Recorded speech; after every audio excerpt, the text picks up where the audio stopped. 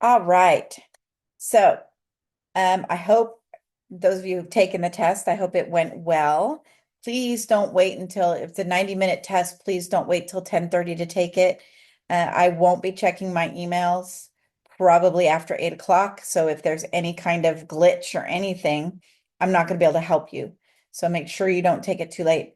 And people who are watching the video, it's already going to be passed because by the time I post this and everything, you should already be taking your test. But anyway, so tonight our objectives are we're going to talk about probability. So we've been doing a lot with statistics and all of that, and it's been loads of fun. But now we're going to dive into probability. Today's going to feel weird because it's very different than what we've been doing. But next week you'll see how it starts to tie into the bigger picture. Um, one second, hold on one second. I've got to go open the bathroom door. My cat is crying at the door. Somebody closed it. Just a second.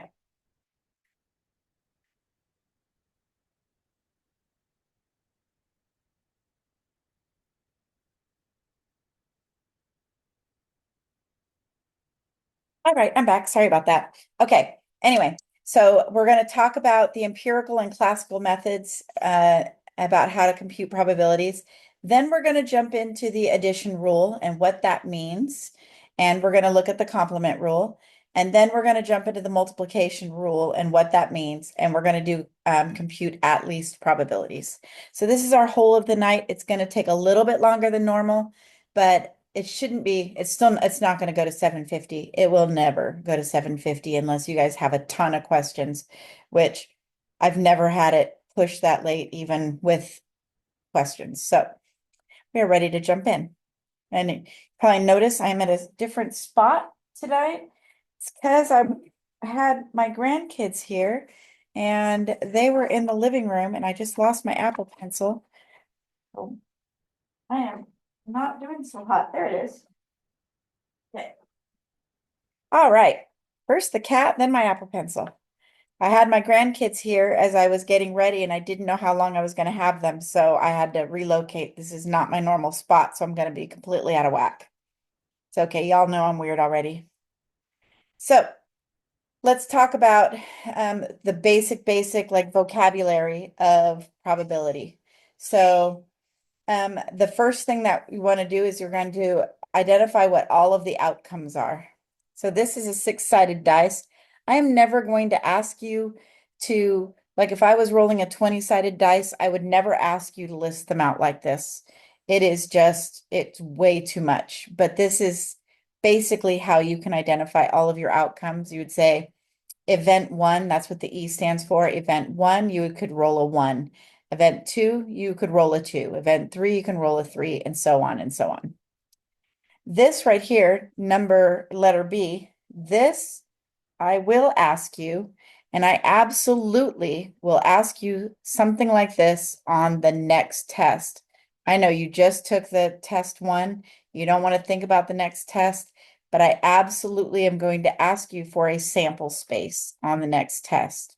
So a sample space is all of the possible outcomes. It's a set. So it has these curly brackets. I'm going to scroll in or zoom in a little bit. It has the little curly brackets on the outs on either side. Um, and it's S equals, and it has all of the possible outcomes. So if I was rolling two dice, I'm not going to do all of them because it's a lot. If I was rolling two dice, I would say 1, 1, and then 1, 2, 1, 3, 1, 4. I would do every single possible outcome. 1, 5, 1, 6, and then we go to 2, 1. See, 2, 1, and 1, 2 are different outcomes. And then 2, 2, 2, 3, et cetera, until I went through all 36 possibilities. When I do it on the next test, it'll be something small like rolling one dice and rolling or flipping a coin. It'll be something small. I'm not going to make you do 36 different outcomes. So don't worry about that. Make sure you get all the possible outcomes in both ways because the first dice could be 1 and the second dice could be 2, or the first dice could be 2 and the second dice could be 1. So 1, 2, and 2, 1 are different outcomes on the sample space. Okay. So now, defining an event, you have to define what it is you are trying to get, what a success looks like. So in this case, this event is to roll an even number. So what a success would look like is if I roll a 2, a 4, or a 6, that would be a success in this particular event. So the event is what you want to happen. So we just use a capital E there, and it's what you want to happen. So if I'm rolling the dice, a success would be to roll a 2, 4, or 6. Questions so far? We okay? All right. Are you gonna ask about the outcomes, like event one rolling a one, event two? Because so the outcome is just the sample space, but breaking it down. Basically, it's basically like that. It's the outcomes in the sample space are the same information, just presented differently. Okay. I'm not going to ask you for the outcomes. I will ask you for a sample space. Okay. A sample space is much more efficient as far as writing it down. I would not, writing all the outcomes doesn't sound like any fun at all. Okay, thank you. So if you had two dice or Uh-huh. two die, the sample space, would it be 1, 2, 3, 4, 5, 6 still, or would it be 1, 1, 2, 2, 3, or Yeah. what would the sample space be if you had two die? Sample space is all the possible rolls, so it would be 1, 1, 1, 2, 1, 3, Okay. 1, 4. It Okay. would be every, but then it's also if it that's also we have 1, 2, but you also have 2, 1. Right. Okay. Just wanted to clarify that it's the same. Okay. The sample space is the same as all the possible outcomes. Right. On the next Okay. screen, I have an example with flipping a coin. So hopefully it'll help.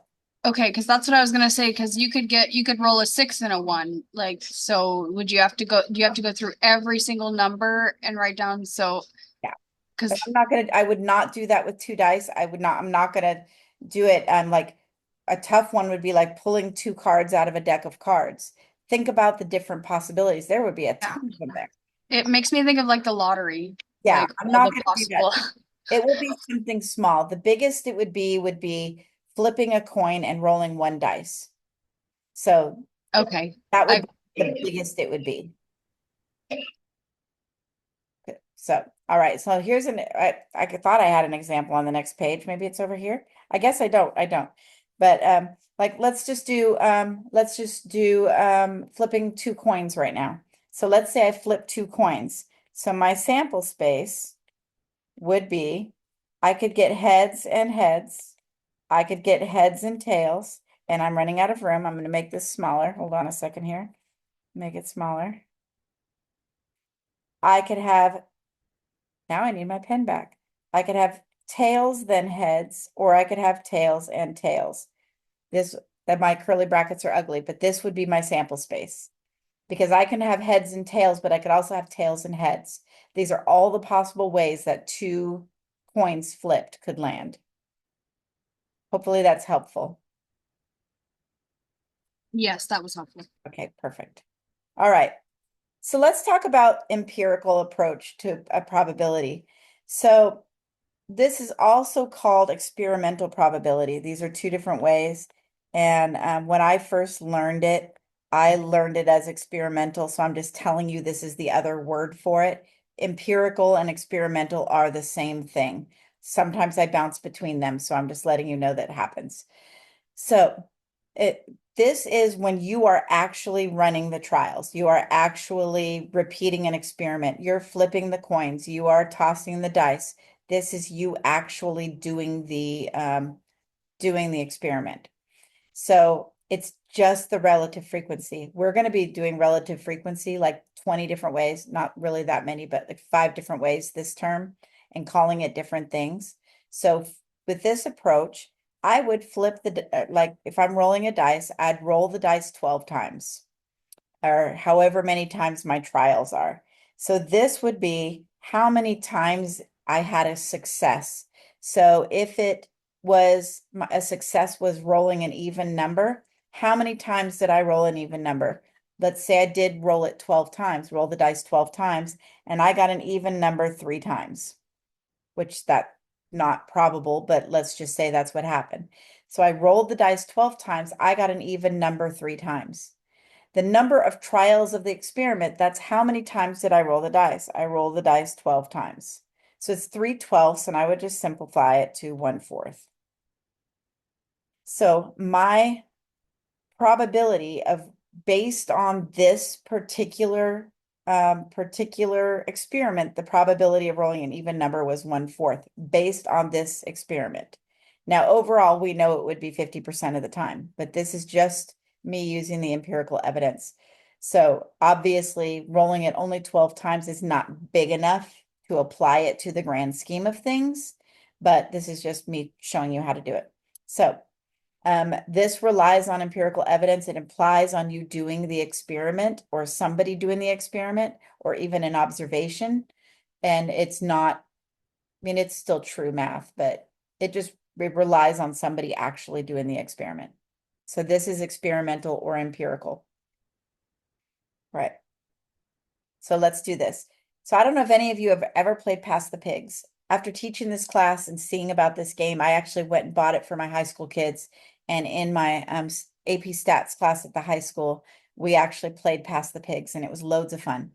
So there's several different ways that your pigs can land. You actually have pigs instead of dice, and you roll the pigs. They can land on their side. One of the side has a dot, one doesn't. Can land on a side without the dot. It can land on the side with the dot. There's something called a razorback. There's something called a trotter, a snouter, and a leaning jowler. I've only ever rolled a leaning jowler one time. It is incredibly tricky. So in a class of 52, you remember this game? Oh, that's awesome. So in a class of 52 students, they rolled the pigs 3,939 times, and these were the outcomes. So what we're going to do is we're going to calculate the probability of rolling each of these outcomes, and I need a calculator. Where's my calculator? I had a question about the calculator because my TI-84, I could not for the life of me find the A, B, or the fraction, but I have a TI-30XS that has a fraction. So do you know where if it has a fraction on the 84? I have never in my life used the fraction button in a calculator. Oh, okay. Fractions are just division. I did that. But it gives me a decimal instead of, so, because you want us to simplify Okay, the, let me tell you how to simplify your fraction though. This is magical. Okay, do you have your calculator handy? I do. Okay, this is absolutely magical. Oh, you played it also? Oh, that's awesome. Okay, so I'm gonna put something randomly weird in here. I'm gonna put 15 divided by 305. So this is the fraction I'm trying to simplify. Then hit the math button, hit math, and notice this first thing right here. Then I hit enter, and then hit enter again, and it simplifies your fraction for you. I know another way to do it also. You have to hit the alpha y equals.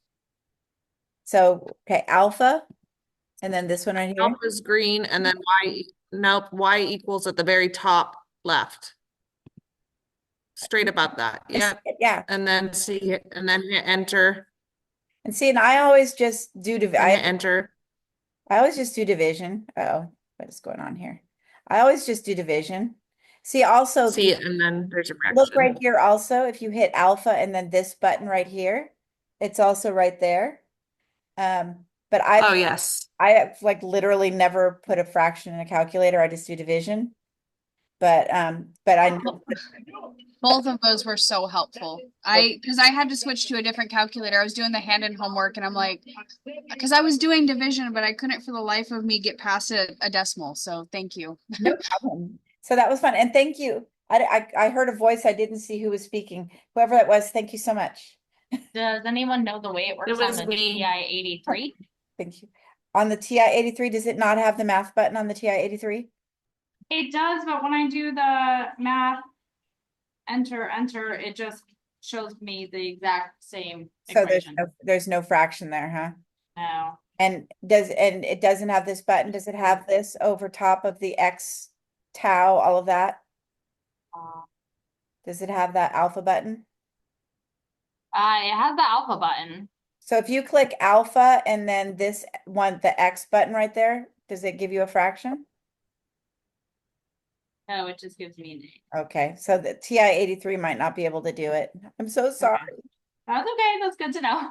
So Thank you. I'm telling you on the hand-in homework, I don't really care if you simplify your fractions, even if it says to simplify your fractions, I don't really care. Just FYI. I'm not going to be mad at you for not simplifying them. Does it tell you to simplify your fractions? No, but I went over the slides before, or I watched your previous video, and it says to simplify, so I just did that anyway. So I mean, darn it. simplifying is proper, but simplifying is proper, but I don't care. If anybody's calculator, it doesn't work for you, I can send you, if you'd have to send me an email, but I can give you directions on how to get to an online simulator that you can use. You can't use it on a test, but you can use it for your homework for simplifying fractions. Send me an email and I will send you the information on how to get there. If anybody wants the online simulator, it looks just like mine. The online simulator that's free, and it's a weird way to get there, but I can give you instructions on how to get there. It's just like my calculator on here. So if you want that, just send me an email and I'll reply with the information on how to get there. All right, so let's do this. So past the pigs, there were 3,939. So I'm just going to do 1344. Okay, hold on a second here. 1344 divided by 3939. So fractions are one way to represent the probability, but you also can just turn it into the relative frequency and just do write it like this, 0.34. Not the calculator I want. Okay. And then here we just do the numerator divided by 3939. 1294 divided by 3939. Do you always want after the decimal point two numbers? Because I've noticed like I know I'm jumping ahead, but I noticed on the hand-in homework, like some of them was like 0.006. Do you want that row or do you want? Does that make sense? It doesn't matter to me. It's whatever I my can't hear you. I'm so sorry. it doesn't matter to me. Can you hear me? Can anyone else hear her? Is it just me? Can you guys Oh, hear me? it is just me. I am so sorry. Go Okay, ahead. want me to type it in the here? Okay. I can hear you. I apologize. My button was pressed that mutes. Okay. So it doesn't matter to me. If I don't tell you what to round to, it doesn't matter to me. I usually try to stick to even numbers because I'm weird. So I'll do 2 or I'll do 4. But whatever my open math tells you, do that. Or if I specifically ask you, then do that. If I don't tell you what to do, it doesn't matter to me. Okay, awesome. Because I'm more interested in is your process correct? So if you did this and you got a number, you did 0.33, that's great. If you did 0.3285, that's great also. Thank you. So 767 divided by 39. Uh-oh, I hit clear instead. 767 divided by 3939. That's our next one. And I have 0.19. 365 divided by 3939. I have 0. See, I'm going to go, I kind of do sig figs. Anybody who's done science, significant figures. So it's the first two meaningful numbers after the decimal. So a lot of times when I'm doing probabilities, I'll do like the first two meaningful numbers after. So that one, 93, was the meaningful numbers. And the science teachers would be mad at me for using such basic language, but I'm not a science teacher. I can use basic language.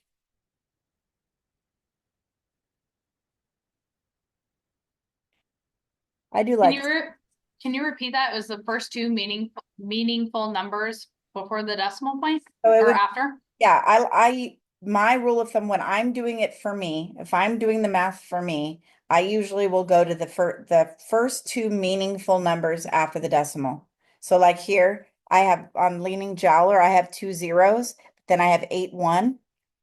Even though it's rounded, I mean, I always round, but 0 0 8 1. So 8 and 1 are the meaningful numbers because the zeros aren't really meaningful. They're like placeholders. So that's kind of what I do. You can Gotcha. do whatever you want, but this is what I do. Wow. All right. So now we have, so this shows me that based on my experiment, there's a 3.5% chance of rolling a snouter, whatever that is. I can't remember. If I had the pigs with me, I could tell you what a snouter is, but off the top of my head, I don't remember. So there's a 3.5% chance of rolling a snouter. There's only a 0.81% chance of rolling a leaning jowler. So this is our probability model. So the things about a probability model, and I'm probably going to have this on a future slide, is that it'll always add up to 1 because this is 100% of my experiment.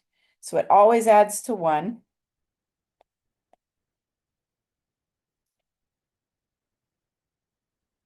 All the probabilities are going to add up to 1. Sometimes there's a slight difference because of rounding. Like if I was rounding the numbers as I go, which obviously I have to, you might end up with 1.01 or 0.99 because of rounding.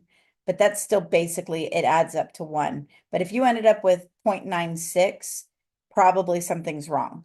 But I'd say like a 0.1 wiggle room either way, you're going to be fine. Okay. The other thing is all of the probabilities are going to be between 0 and 1. So, and it could be 0, probability of the event. So it could be 0 and it could be 1, but it's not going to be negative and it's not going to be higher than 1 because 0 means it never happened and 1 means there's 100% chance of it happening. So it's always going to be between 0 and 1, and they're always going to add up to 1. Those are the two things that the probability model is always going to have in this section right here. So if we added all of those up, it equals 1. It should equal 1, and with my rounding, it might be slightly off. Let me just add No, them. you're fine. That was just shocking. That's weird. Okay, I'm going to add them because now I need to see because I will not be able to rest. 0 0 8 1. These added up to 0.9961 because of rounding. It's 0.9961 because I did have to round. So that's basically 1. Yeah. So yeah, Thank you. you're welcome. Right. Anybody else before we move on? All righty. Okay. So I wish that I didn't do this. I wish I didn't have this on the other thing.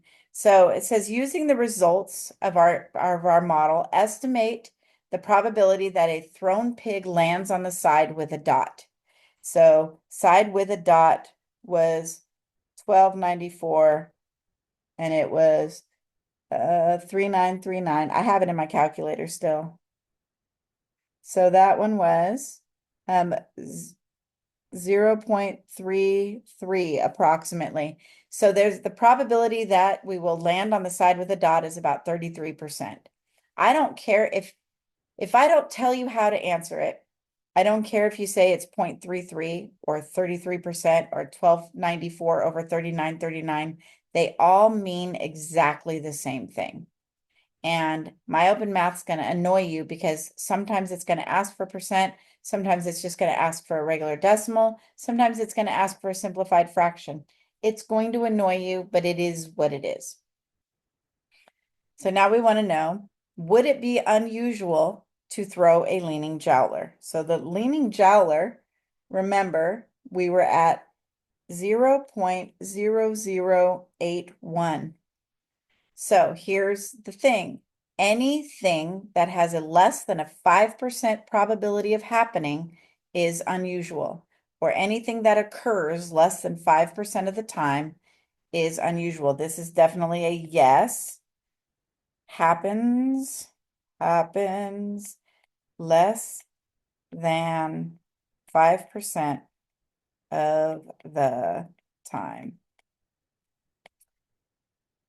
So I don't know if you all have been looking at your at the feedback that I've been giving on things like quizzes and labs and hand and homework and stuff. But one thing I stress over and over and over again is be very specific when you're answering the questions. So if I ask you, would this be unusual? Don't say, yes, it's less than 5%. You're not being specific enough. You need to say, it occurs less than 5% of the time, or the probability of it happening is less than 5%. So be really clear about what that 5% is that you're talking about. Don't just say, yes, it's less than 5%, because that's not specific enough. Be really specific with your words. Questions so far? All right. Boom. Okay.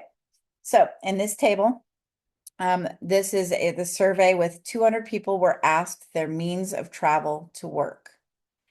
So we're going to create a probability model. Once again, if you printed these out, I highly recommend you getting started before me. I'm going to have you build it, and then I'm going to quietly build the probability model behind you. So go ahead and get started, and I'm going to quietly work behind you.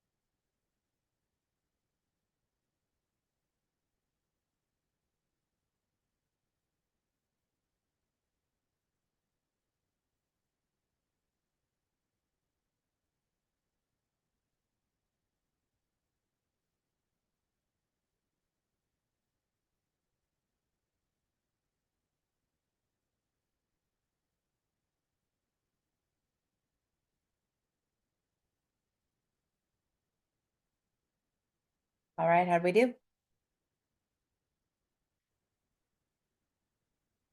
So on this one, I didn't round anything. So these would add up to 1 because I didn't round anything. I just kept it at the 3 decimal places because that was as far as it went. I love when we get pretty numbers like this. So if I randomly selected an individual, randomly selected somebody, what is the probability that they carpool to work? So that would be right here. So if I randomly selected a person, an individual, there's an 11% chance or a 0.11 probability that they carpool to work. So now we want to know, would it be unusual to randomly select an individual who walks to work? Would that be unusual? What do you think? Yes. Yes, it's 2.5% chance. So therefore it is unusual. Yes. The probability of walking to work is less than 5%. Uh-oh. Kat, what are you doing? She's sitting on my phone. She just climbed up here on the table and is sitting on my phone, and she put it in some weird mode. Okay, stop it. Okay, This seems so elementary. So 0.05 is that 5%? yep, this one right here is 5%. Okay, because for some reason I was thinking the 5 had to be before the 0 for it to be like 50. Okay, 5%. So you're just moving the decimal place, just moving the decimal 2 places to the right to get the percent. Okay, so how many zeros you have is how many you move the decimal place over? Is Nope, that let's move it to, like, if I, always? so like, for example, back here, this one right here, this one is 0.81%. So it's less than 1%. I just moved the decimal place 2 places. Okay, thank you. You're welcome. So if Basically, it is 0.05, then that is not unusual. It has to be less than. yes, less than 5%. Okay, thank you. Yep, I was just gonna say that, Courtney, you're right. So if you just multiply by 100, that's, you're just doing the same thing. Multiplying your decimal by 100. Thank you, Courtney. Multiplying your decimal by 100 turns it into a percent. All right, thank you. That was, Thank you. Yeah, I was doing that for the correlation coefficient for the figure. Okay, so multiply it. That's the same concept. Okay, thank you. oh, you're welcome. You guys are awesome. All right. So the classical method. So the classical method is the other one. So the classical method is also known as theoretical probability. So we had empirical, which is also experimental. We have the classical method, which is also called theoretical. So with the classical method or theoretical probability, it requires that every outcome is equally likely to happen. So like rolling a dice, I have an equal chance of rolling a 1, 2, 3, 4, 5, or 6. Flipping a coin, I have an equal chance of flipping a heads or a tails. So every single outcome has to be equally likely to happen. So with theoretical or the classical method of probability, it's all math. It does not require any experiment. It's all math. Give you a second. Okay. So the way that we compute this, the theoretical probability or classical method, is you take the number of ways that the event can occur, and then you have the number of possible outcomes. So let's just go with the dice, and our event is rolling an even number. So with the dice, there's 3 different ways to roll. Whoa, that's not a pin. 3 different ways to roll an even number, and there are 6 possible outcomes. So I'm going to simplify that to 1/2. So my probability or my proportion or whatever, my probability is 1/2, 50% chance of rolling an even number. So it's all math based on the possible outcomes.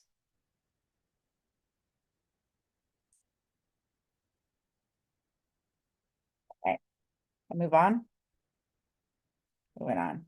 Okay, so we have a fun-sized bag of M&Ms that contains 9 brown, 6 yellow, 7 red, 4 orange candies, 2 blue candies, and 2 green candies. Every single candy in the bag has an equal chance of being drawn if I reach in and just pull one candy out of there. So there are 13, 17, 18, 19, let's see here. Oh, there's 39, 15, 22, 26, 28. There's 30 candies in the bag, and every single candy in the bag has an equal probability of being drawn out of the bag. We want to know the probability that we pull a yellow out. So 30 goes on the bottom because that's how many candies are in there. That's how many candies we can draw. And then we have 6 yellow. So 6 are yellow. So there's 6 different ways I can draw a yellow out of the bag out of 30 different possibilities of M&Ms that could be pulled out, or 1/5. If I simplify it, it's 1/5. Now we want to know what the probability is that it's blue. So once again, look up here. I have, how many blue candies? 2 blue candies. So I had 2 blue candies out of 30. So that's 1/15. So the chance that it's blue is 2/30 or 1/15. All that C is looking for, it says comment on the likelihood of the candy being yellow versus blue. So there's 3 times, you're 3 times more likely to get a yellow one than a blue one. I'll just write it.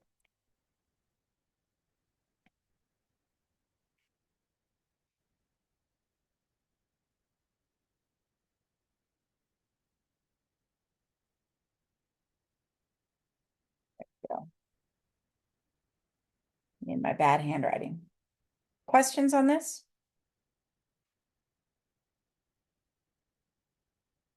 Okay. I'm gonna pop onto the next screen. Okay. So we have 2 dice. These are all the outcomes right here. That's 36 different outcomes. We want to know the probability of rolling a 7. 7s are on this diagonal right here. This diagonal has all of my 7s. So there's 36 different outcomes. And there's 1, 2, 3, 4, 5, 1, 2, 3, 4, 5, 6 different ways to get 7. So that's 6 out of 36 or 1/6. In case you didn't know, snake eyes is a 2. It's rolling a 2. There's one way to roll snake eyes. So that's 1 out of 36. There's no simplifying that fraction.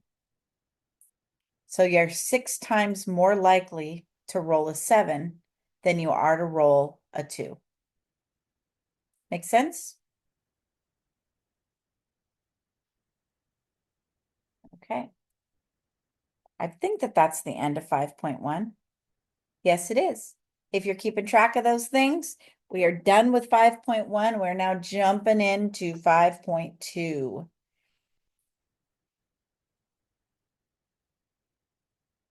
So I don't know if 5.1 has homework all by on its own, but if it does, you're prepared for that one. Okay. So we're going to talk about disjoint events. So disjoint means that they don't have any outcomes in common. It's also called mutually exclusive. If 2 things cannot happen at the same time, they are mutually exclusive. I can't flip a coin and have it land on heads and land on tails at the same time. Can't happen.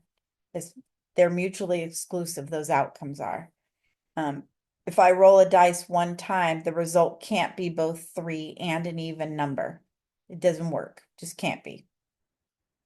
They're mutually exclusive. So the addition rule, it's also called the OR rule. If you see OR in your question, you are using the addition rule. So if I'm looking for the probability that either E happens or F happens, and these are disjoint events, then you just take the probability of E and you add it to the probability of F. So this is if they are disjoint or mutually exclusive. So the probability of flipping a coin and getting a heads or a tails is 100%. A 50% chance of getting the heads, 50% chance of getting the tails. Or if it was probability of rolling a dice and getting a 3 or an even number, there's 1 way to get a 3, and there's 3 ways to get an even number. So that would be 4/6. That would be my probability. Questions on that? We have some examples. Questions? Right. This isn't that now this can be, I could have 20 different disjoint events. So it doesn't matter how many there are. If they're all disjoint from each other, you just keep adding them all together. Okay. So this probability model shows the number of rooms in a housing unit. And so in each apartment, it shows how many rooms are in that house. So first, we verify it's a probability model. All of these numbers are between 0 and 1, and they add up to 1. So therefore, this is a probability model. So we're good there. Now I want to know the probability that if I randomly select one of the housing units, that it will have either 2 or 3 rooms. So here we are right here. We're looking at these 2 rows right here. If it's a 2-room unit, it's not also a 3-room unit. It can't be both. So I just take 0.032. That's the probability of 2. And then the probability of 3 0.093. And I'm just going to add them together. And I probably could do that in my head, but I don't always trust myself with the easy math. So I have 0.125. So the probability that the randomly selected unit has either 2 or 3 rooms is 0.125. Questions?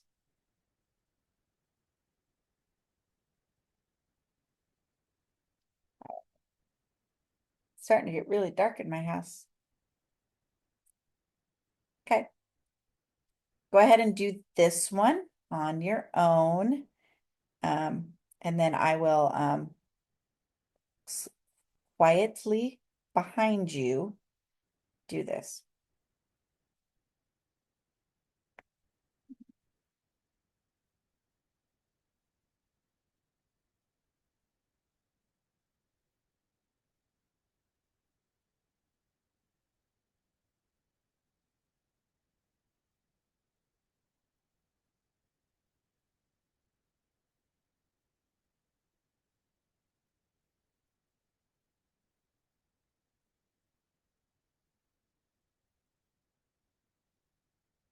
Do you always want fractions or can I write it as a decimal? I guess it's the same. You said it's the same. It's the same, yeah.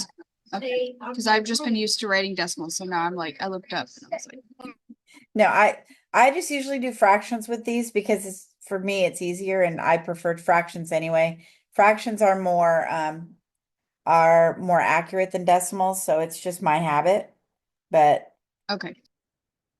my open math will tell you how it wants your answers, so we're just going to go with whatever they say. Okay. So I have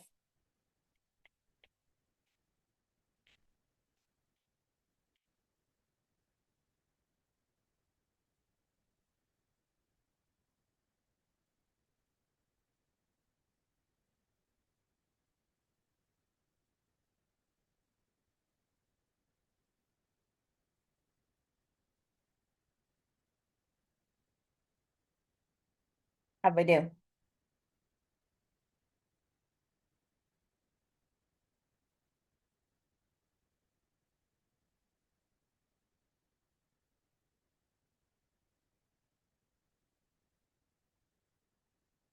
Y'all ready to step up the difficulty just slightly, just a little bit, barely, barely. We're just going to add another little piece.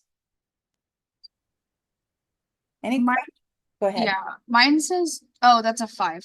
Just ignore me. It's just my ugly writing. I'm sorry. No, you're okay. Okay, you're good.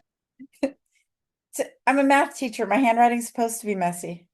It's like a law or something. If I had good handwriting, I'd be an English teacher. Okay. That is not true. My last writing teacher, his handwriting, and he'll say it, it was off. It was like a doctor, I swear. That's hilarious. See, I picture English teachers with pretty flowery writing. No? Okay. So see, I could teach English then. Okay. So if they are not disjoint, so if two events have some things in common, what you do is you add together the two probabilities, then you have to subtract where they overlap. Because I will show you why when we get there. So you add the two probabilities together and then you subtract their overlap. I'm going to say overlap.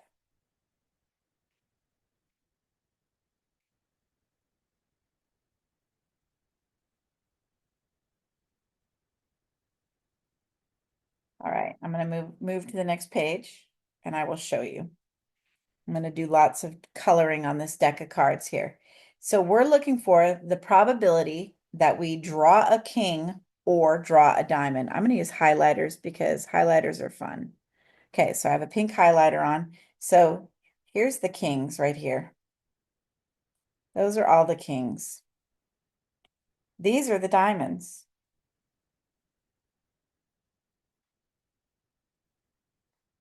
Okay, so notice that I have this one in here shaded twice. This king of diamonds has been shaded twice. So I have to subtract one of them off because I shaded it twice. So my probability of king or diamond, it's going to be the 452s plus 13 52s minus the 152 because I counted it twice. Because it is part of the 4 and it's part of the 13. So I've counted it 2 times. So I have to subtract one of the times I counted it off. So 4 plus 13 is 17, subtract 1, so it's 16 over 52, which is 8 over 26, or 4/13. So that's why we have to subtract it, because if we don't subtract it off, we have counted it twice. Questions on that?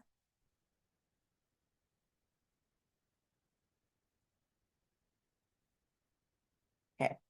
The next one, so your PowerPoint, I apologize in advance. Your PowerPoint's going to be slightly different than my screen because I changed it. So I apologize in advance. Your question is going to be different than mine. But you can rewrite it or whatever. So here we're looking for the event is rolling a multiple of 6 or rolling doubles. So multiples of 6 would be 6 and 12. So I've got 6 is right here. And then 12 is right there. So let's look at rolling doubles. Rolling doubles, it's on, that doesn't even work very well. I'm going to pick red. Rolling doubles is on this diagonal right here. Notice that this one right here is circled twice, and this one right here is circled twice. So I have 2 of them that are circled twice. So here's what my probability is going to look like. 6 or doubles. I don't like that. Multiple of 6. Uh-oh. Mult of 6 or doubles.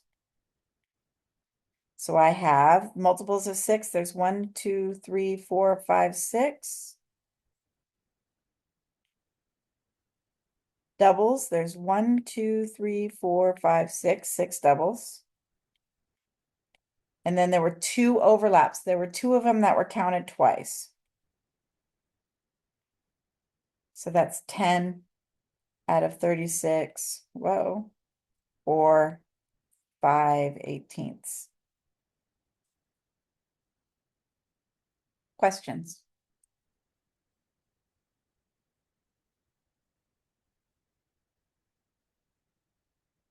All righty. Moving on, moving on. All right. Complement rule. The complement rule is going to be either your best friend or your worst enemy, depending on how you roll with it. So the complement rule is the probability of something not happening. So if the probability of me rolling a 6 on a dice is 1/6, then the complement of that would be 5/6, because it's a 5/6 probability that I will not roll a 6. If that makes sense. So it's the probability of something not happening. I will even write that. Probability of something not happening. That is the complement. Oh, the last slide, sorry, I'll go back there. Can you see that? There we go. Are we good, Kate?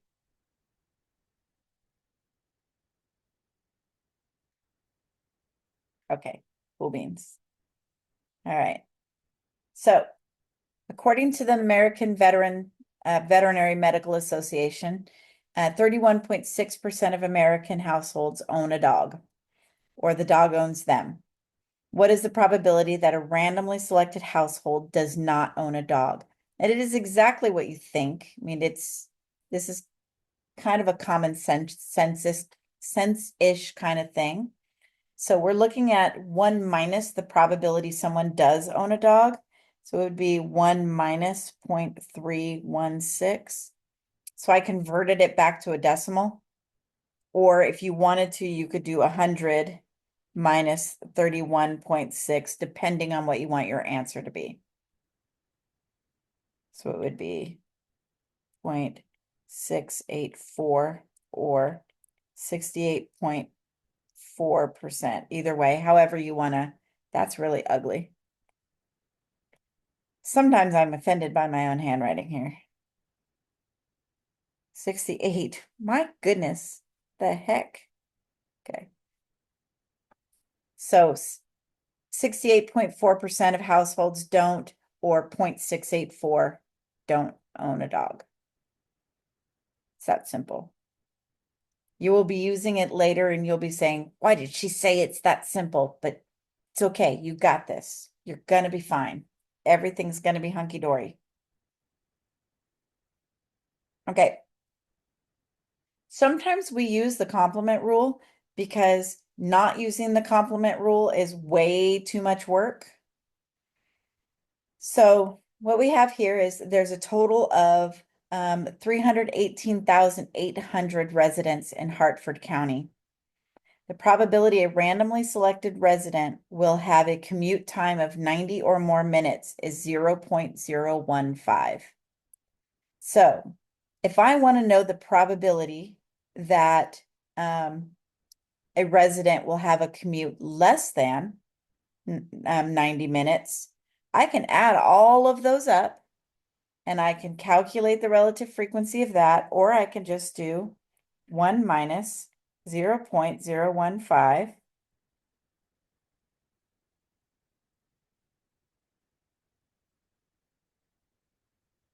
and get 0.985. So the probability that a randomly selected resident will have a commute time of less than 90 minutes is 0.985. That is so much easier than figuring the rest of it out, figuring out the probability by adding all these numbers up, or even subtracting 4895 from 318,800. I already have the information there. I just need to find the complement. Make sense?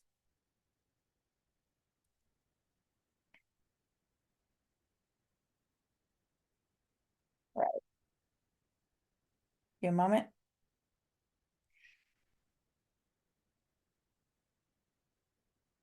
Here's another example. 25% of a deck of cards have the suit of hearts. What is the probability you will not draw hearts? We're looking for probability not hearts. This math is so easy. You can just do it in your head. I could do 100 minus 25%, or I could do 1 minus 0.25. Either one is fine. And I'd get 75% or 0.75. Questions, comments, queries, concerns?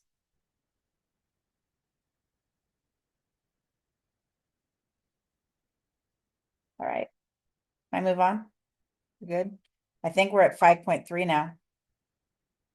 Yes. If you're keeping track of that sort of thing, we are now on 5.3. You have all the information you need to do the 5.2 homework. We are now going to do the multiplication rule. So feel free to put the addition rule in your pocket for now. You can pull it out later. We're going to jump to the multiplication rule. Oh, okay. All right. We only have 9 slides left. We're doing so great. We're almost there. Okay. We're looking at independent versus dependent events. This is super important. This is going to become important on your hand-in homework. So 2 events are independent if the occurrence of one event does not depend on the occurrence of the other event or doesn't affect the other event.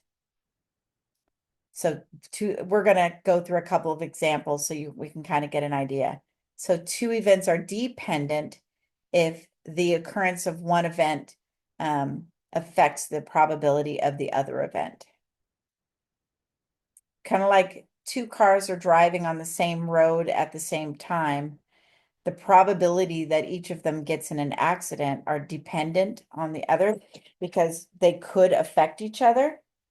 Now, they might not, but they could. If they possibly could affect each other, then they're dependent. But if I'm driving on a road here in Grants Pass, and my mom is driving on a road out there in Costa Rica, we're not likely to cause each other to get into an accident unless we're talking on the phone with each other. But, you know, we generally don't do that while we're driving. So let us look at some examples.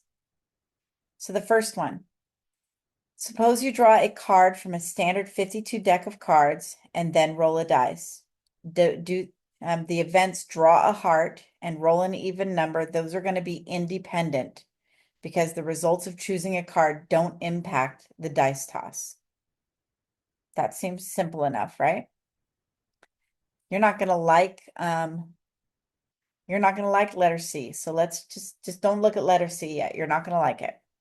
Suppose two 40-year-old women who live in the United States are randomly selected. The events woman 1 survives the year and woman 2 survives the year are independent.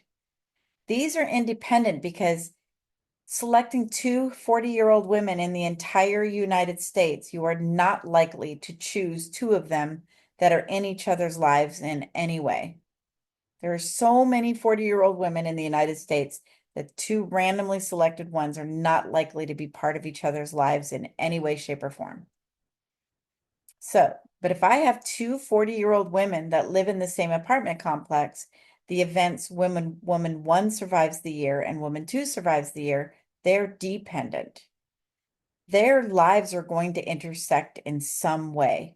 I mean, they may never even see each other, but woman 1 can, you know, spill liquid on a stair and woman 2 could slip on it. Woman 2 could fall asleep and light the whole apartment complex on fire. In some way, they could affect each other's lives. Therefore, it's dependent. Does this make sense? Okay, we're going to look at a couple more examples and see if you can figure it out, and then we will move on to math. So think about whether or not these are independent or dependent. You flip a coin twice. On the first flip, it lands on heads. The second flip, it lands on tails. Dependent or independent?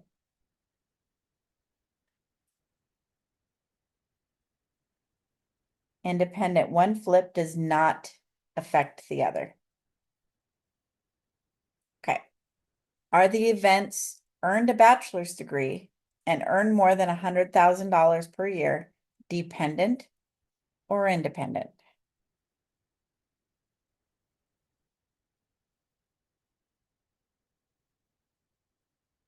We're probably not talking about teachers, but it's dependent. I don't know any teachers that make 100,000 a year.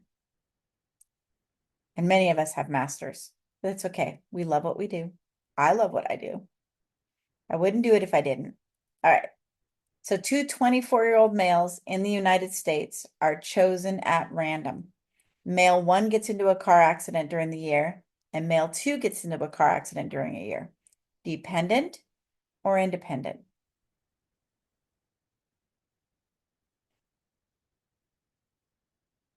In the whole United States, the probability of you randomly choosing two of them that are near each other or can affect each other is really small. It's practically zero. Therefore, it's independent. Any questions on independent or dependent? Okay. Here's our multiplication rule. We also call this the AND probability rule. When you are trying to have two events happen simultaneously or happen, both happen, we multiply their probabilities. These need to be independent events. Independent. They need to be independent events. So when we have two independent events, if we want the probability of both of them occurring, we multiply the probabilities.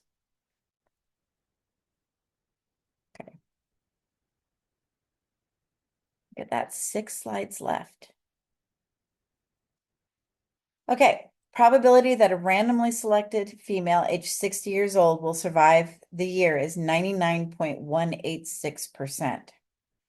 What's the probability that 2 randomly selected females will survive the year? So the probability they survive is this. Both of these women have the same probability of survival. So we take the probability the first survives, multiply by the probability the second survives. This is an and probability because both things have to happen. So we just multiply 0.99186 by 0.99186 and we get 0.9838. So the probability both of them survive is 0.9838. Questions? Okay so far? Haven't lost you yet? So only if the probabilities are the same, we multiply. No, even if there didn't, if I said, I could have had like the probability that like maybe I randomly selected one 50-year-old female and one 20-year-old male.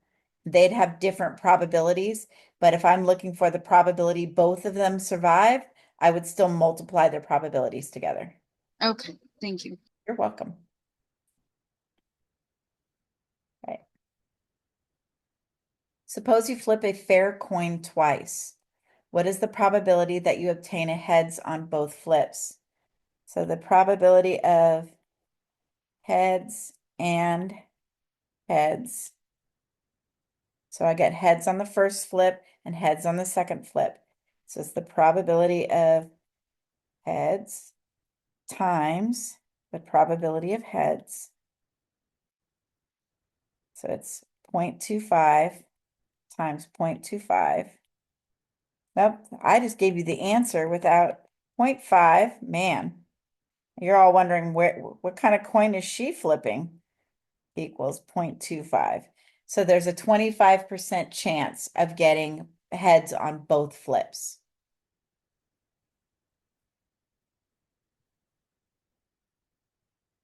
Okay. Okay, this is the real life application here. So manufacturers do this kind of math all the time.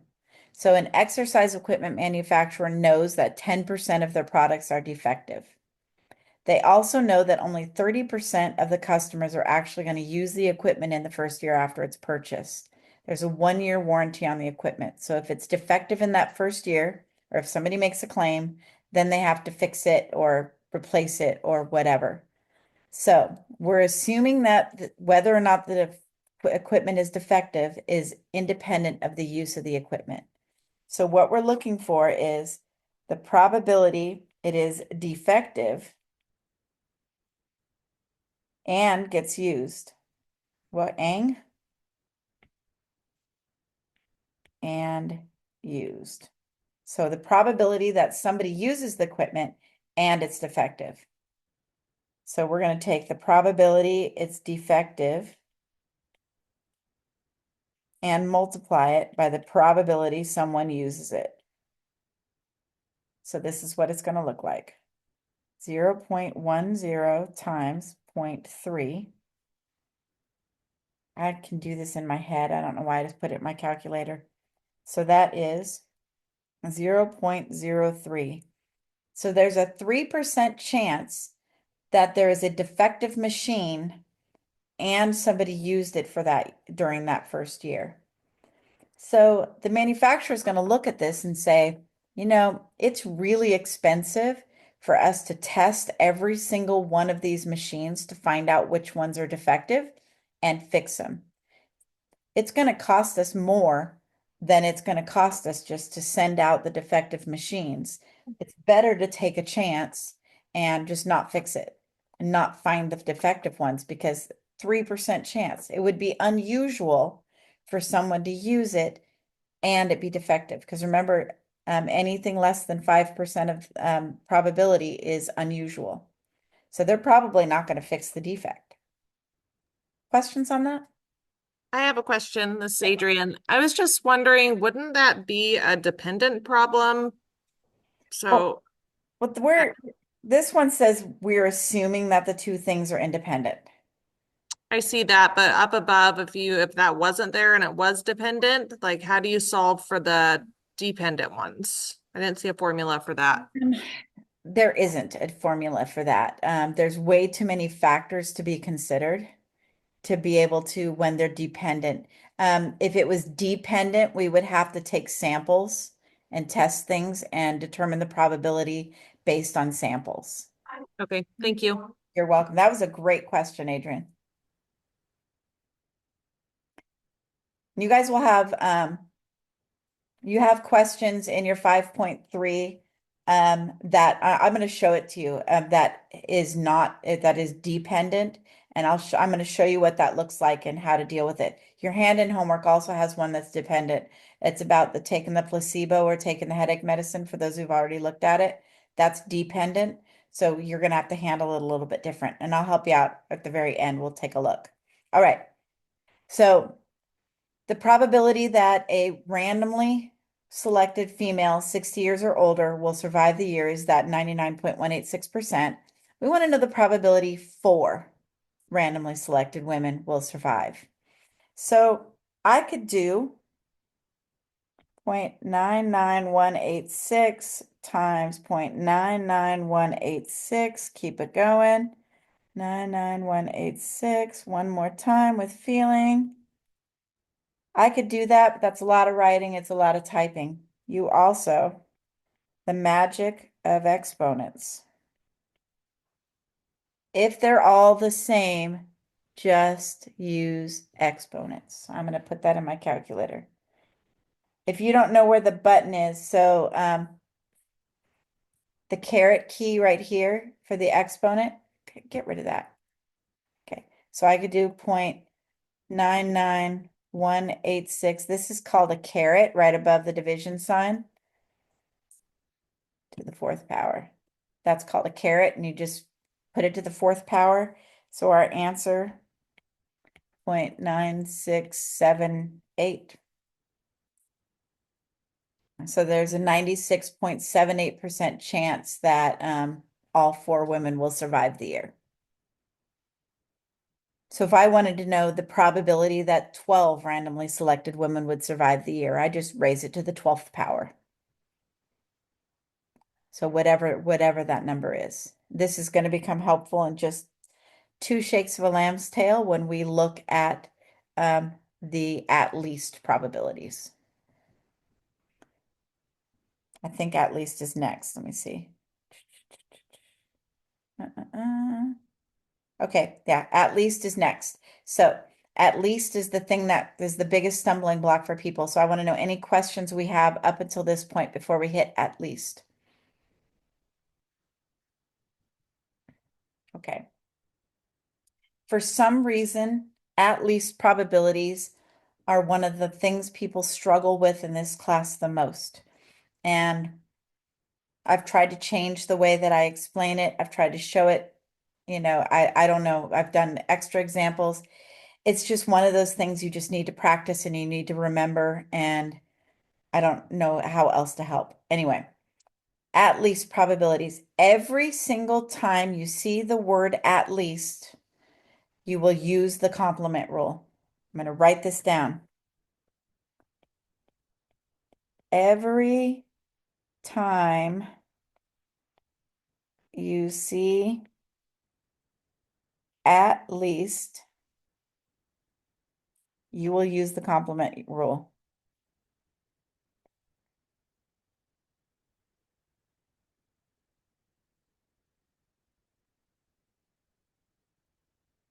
No exceptions. Every time you see at least, you will use the complement rule. No exceptions. Okay. I'm going to change colors. I only change colors because I'm bored with the color I have. There's never any really good reason. Just letting you know, I just get bored. Okay. So we're going to compute the probability that at least 1 male out of 1,000 aged 24 years and up will die during the course of the year if the probability that randomly selected 24-year-old male survives is 9.9986.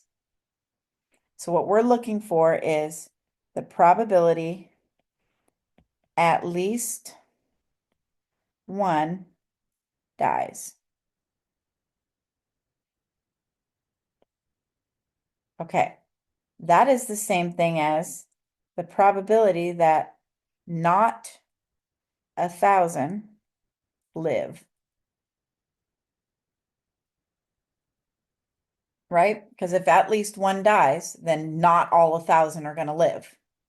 Makes sense, right? So in order to do the complement rule, because remember, or do this probability, remember, the complement rule is the probability that something doesn't happen, right? The complement rule is the probability something doesn't happen. Therefore, I do 1 minus the probability that all 1,000 live. So I'm looking for the probability something doesn't happen. This is the thing that I'm saying doesn't happen. So this is what it's going to look like. Give me 1 second, Hannah. I love that so it's 1 minus 0.9986 to the 1,000th power. Is that how you calculated that? No? No, I didn't do the 1,000 power part. Darn it. Okay. It's okay. All right. So I'm going to put that in my calculator. 1 minus 0.9986 caret 1,000. Because it's the first one lives, times the second one lives, times the third one lives, all the way to 1,000. Which equals 0.7536. So there's about a 75.36% chance that at least one of those 1,000 males will die in it over the course of a year.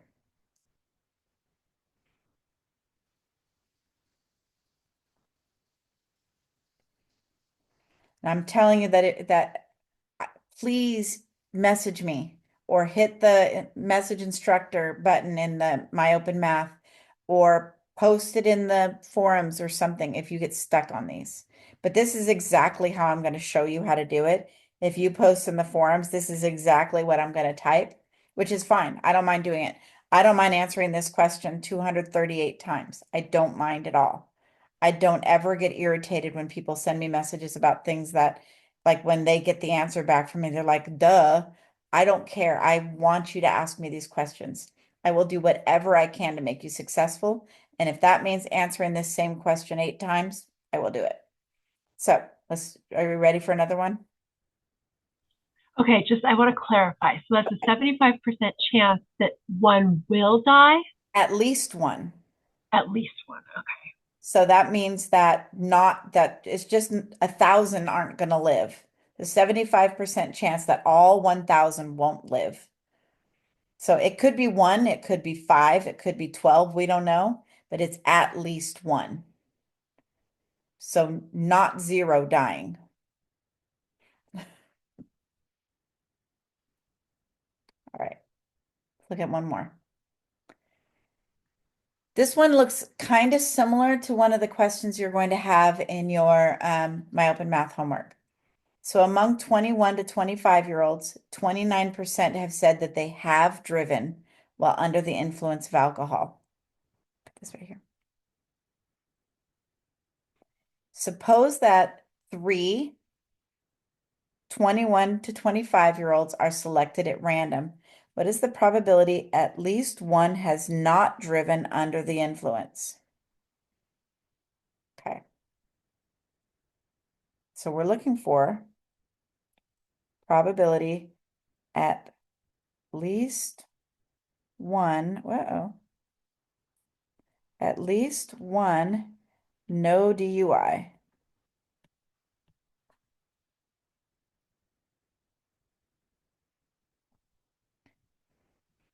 This is the same thing as the probability that not all 4 driving under the influence, correct?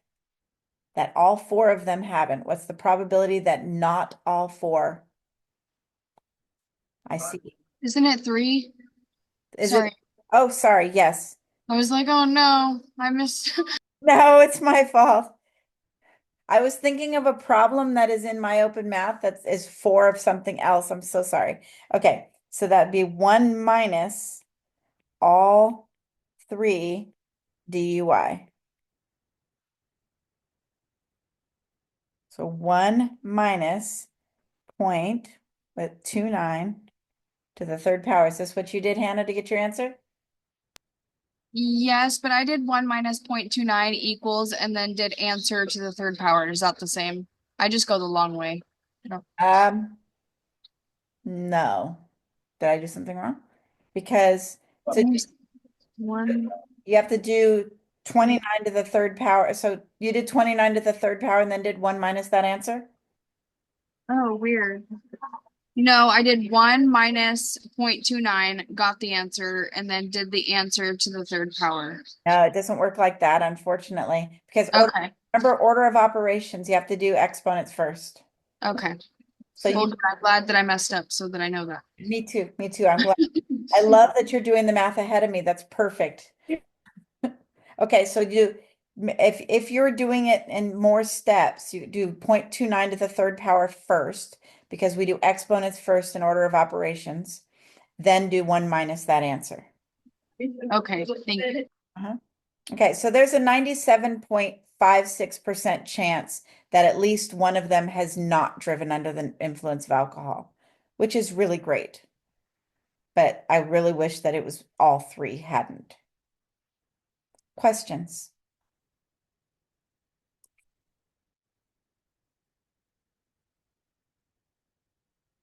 I think you'll be okay if you remember that every single time you see at least, you use the complement rule. Every single time. I don't have a question on this specifically, but when I was doing all my open math and even the homework, like it's really hard for me to pick out which formula to use. So is there any pointers that you have or helpful tips when working through all these problems besides looking for like or and even then I was still struggling. That's really all it is just and. It's the and probabilities and the or probabilities. Or you use probability of A plus probability of B minus probability of A and B. Then and probability of A times probability of B. That's it. I mean, you look for the word and or. Thank you. Yeah, I wish that there was even like some magic thing, but that's really what it is. It's and or probabilities. I'm gonna jump to my open math because I want to go to the Crunchicles problem because that seems to be one of the biggest questions I get also. So I'm gonna go to my open math. Let me see where it is. Where are the Crunchicles? Okay, they might be in 5.3. They might not be. I could be lying to you. There they are right there. Okay. These are not independent events. They're not independent events. So being 25 to 34 is not independent of liking Crunchicles. So you're what I highly recommend rather than using all of your rules, which I mean sometimes you can. So like for example, let me see here.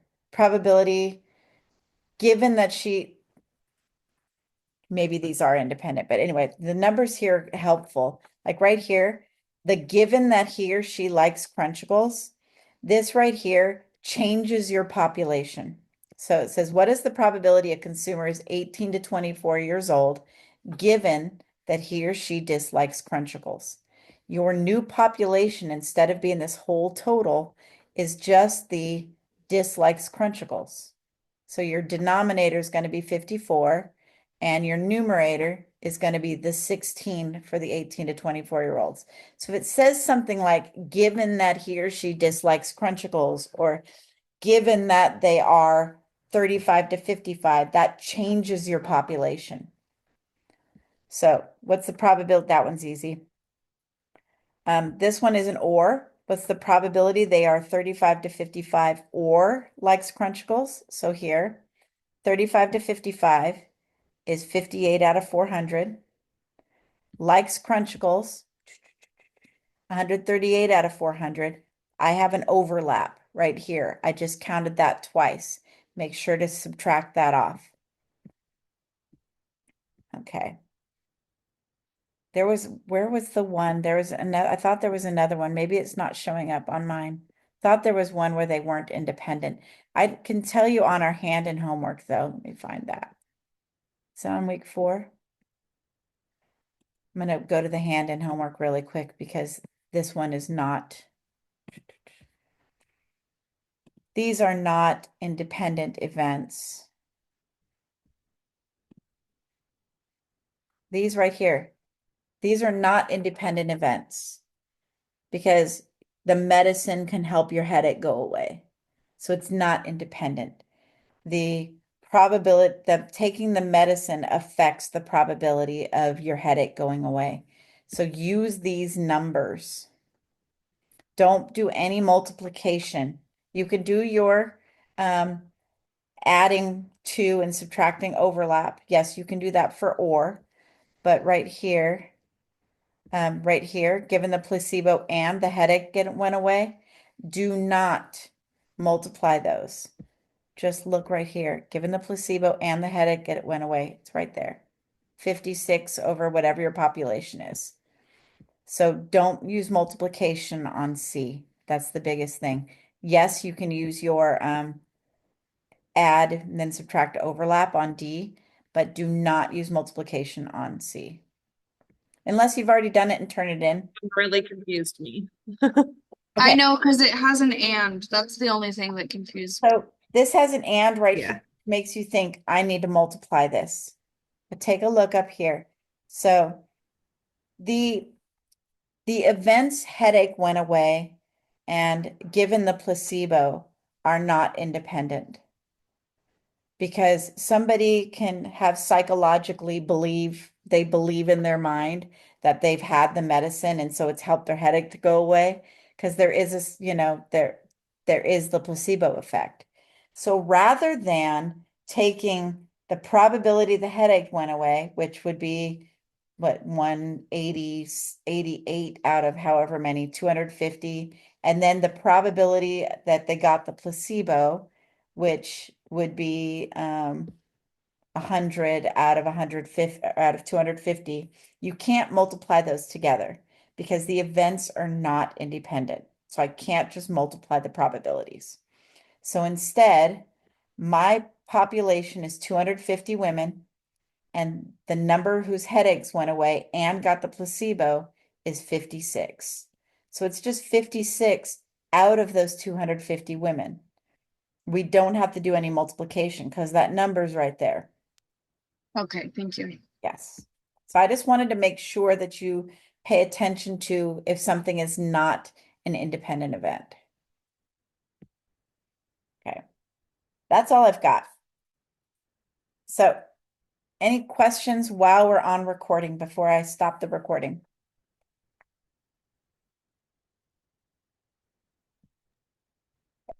Go stop the recording.